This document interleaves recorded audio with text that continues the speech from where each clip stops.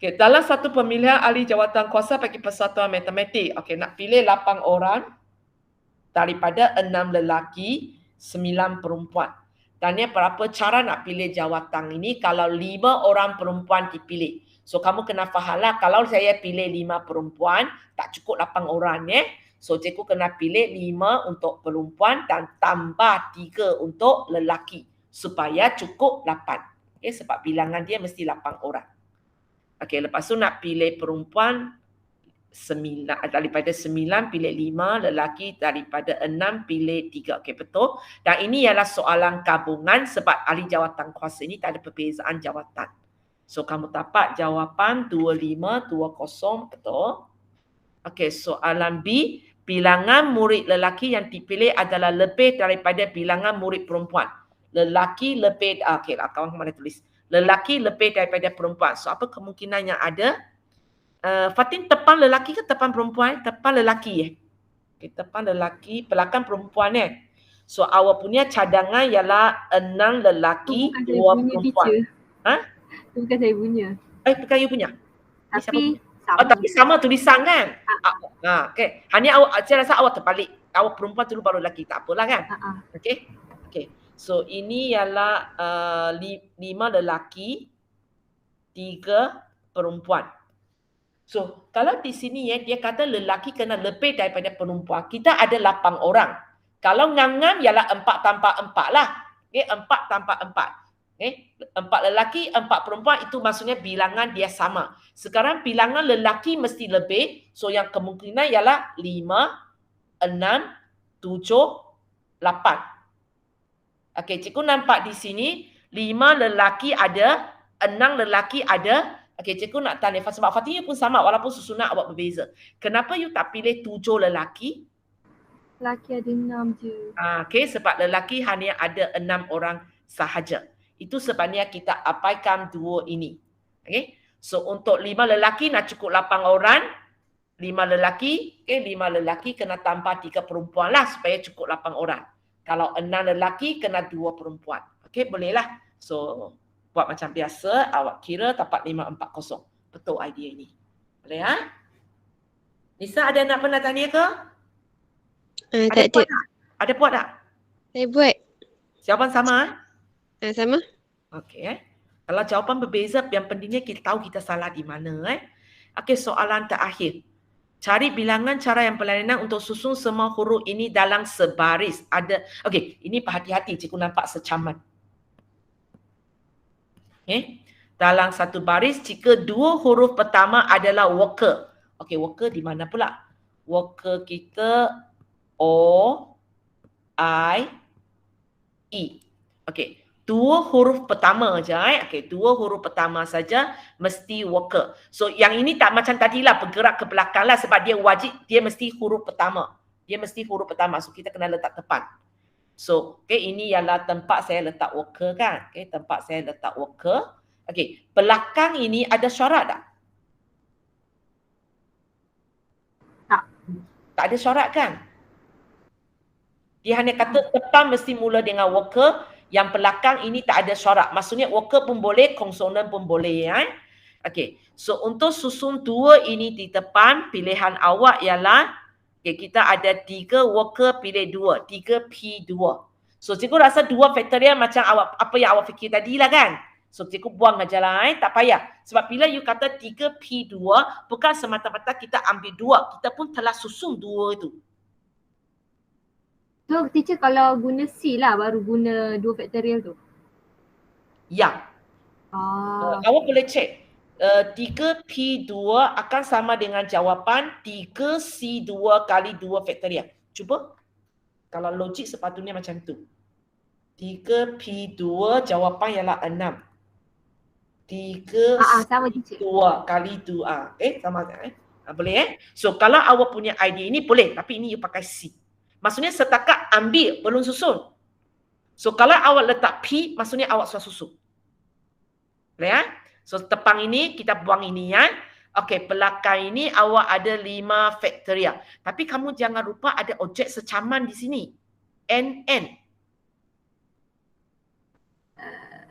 Kena pakai yang formula tu Yang sangat pasti, tak kisah yang mana satu saya tak masuk dalam worker punya, yang 5 ini, 2M memang akan letak di kawasan ini kan, sebab dia tak pilih di depan. So maksudnya untuk 5 faktoria ini cikgu kena pakai objek secaman punya. So 5 faktoria bahagi dengan R. Bagi yang 2. Okey, bagi dengan 2 faktoria.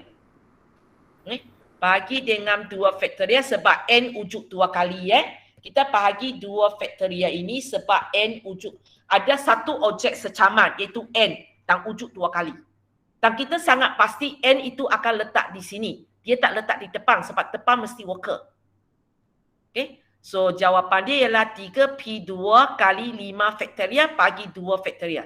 Okay, kira balik.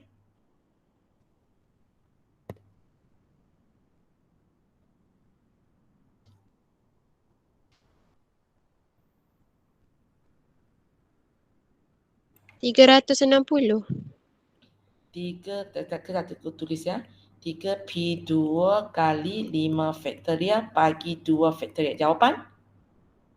360. 360. Okey, cek jawapan. Jawapan dia baru 72. Teacher, saya rasa kan 2 faktorial tu 2 je bukan faktorial. Sorry? 2 faktorial tu ke 2 je? Tak ada faktorial. Objek Tapi sama.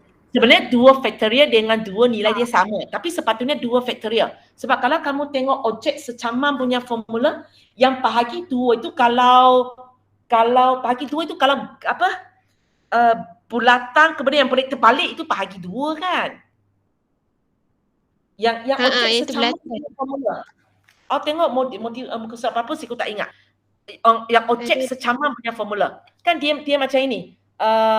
N faktorial ke tulis apa? NPR ke apa? N faktorial bagi A faktorial, B faktorial, C faktorial. Ingat tak? Ingat. Okay. So ialah faktorial. Walaupun di sini kalau awak letak 2, jawapan dia sama sebab 2 faktorial nilai dia ialah 2. Okay. Tapi jawapan kita tak betul. Macam 3P2 kali 5 faktorial bahagi 2 faktorial. Memang 360. Tapi dia baru 72. Mana silap saya? Okey. Dia lupa secaman kot. Kalau dia lupa secaman, cuba ini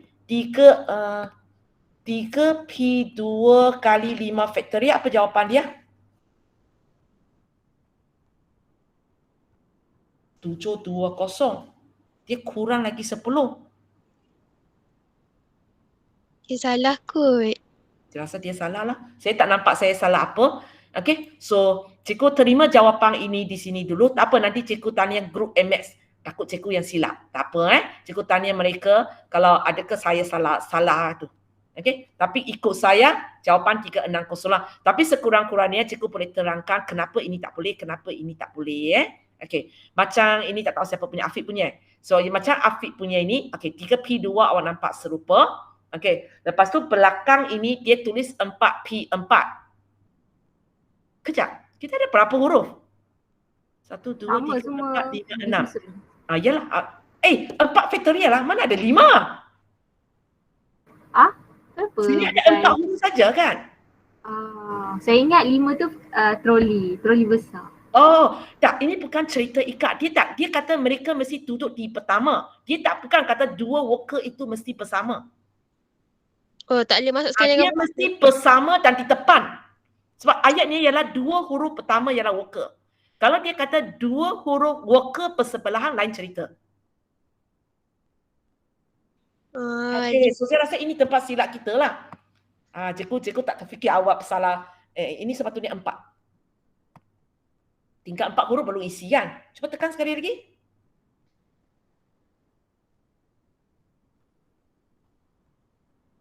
Dapat 72. Dapat. 72, betul lah. Itu tempat silap kita. 72. Sini sepatutnya 4.